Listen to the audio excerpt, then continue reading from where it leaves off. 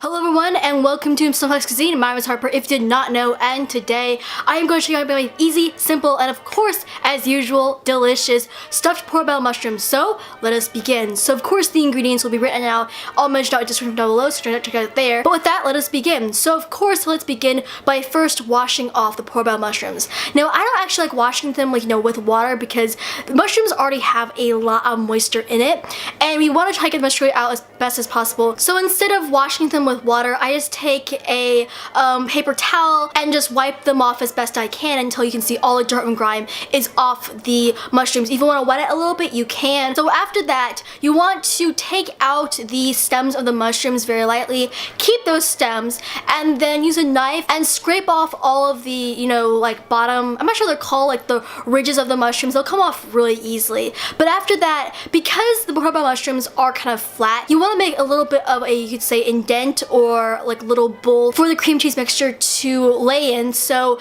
take a knife and score around inside of the mushroom, and then take a spoon and gently start scraping out some of the meat of the mushroom until you make a small bowl. Now you don't want to cut all the way through, of course, because you don't want to, have a hole in your mushroom, and you don't want to make the sides of the mushroom so thin that they will break apart easily. This does take a little bit of time, but after getting, you could say, the groove of it, it goes by very quickly. Now after you're done more or less hollowing out your mushrooms, cut up the stems of the mushrooms into small slivers, and then of course also mince up your garlic. Now after that, preheat an oven to 350 degrees Fahrenheit and start heating up a pan. Now after the pan is done heating, pour in some butter and some olive oil. I have to say right now that I apologize for the bad lighting right now.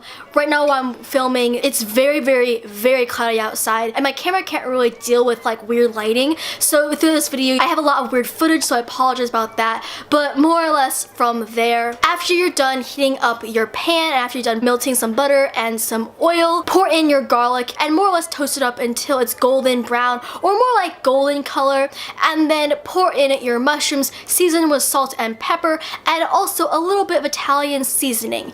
Now after that, put it on to high heat and just let that cook, mix it around, let it so it doesn't burn, but you're more or less trying to get all the moisture out of the mushrooms, and you will see after a while, a lot of moisture comes into the pan, and just try to cook off that moisture until the mushrooms are cooked. Now after that, put in your cream cheese, and then on low to no heat at all, melt the cream cheese, and then after that, with no heat at all, pour in half of your grated Parmesan cheese and mix together. Now I use fresh Parmesan cheese, you grate it yourself. Don't use that weird boxy, lasts forever kind of stuff. It just doesn't taste good, except maybe for pasta, and especially for mushrooms. Do not use the last forever genetically modified Parmesan cheese. Now after that, mix together your panko breadcrumbs and the rest of the Parmesan cheese together, and then you're ready to start more or less bring everything together. So season and oil your mushrooms with salt and pepper, of course olive oil, and you're more or less making so it doesn't stick to the pan. This is very important because when I did this for the first time, I did not put enough oil on the pan and it stuck, and then bad things happened. Now after that, of course, put your mushrooms on top of a nicely oiled pan and then start dolloping on your cream cheese delicious mixture. Now after that, you'll be taking your panko breadcrumbs, Parmesan mixture, and then start lavishly pouring on this mixture on the top of your mushrooms. And after that, the oven of course should be done preheated, so put it in the oven for around 15 minutes. And then if you want your panko breadcrumbs a little bit more brown, because sometimes they aren't golden brown on top, put it under a broiler for only around 2 minutes or so. I put it on for 3. They almost burned, so don't do that.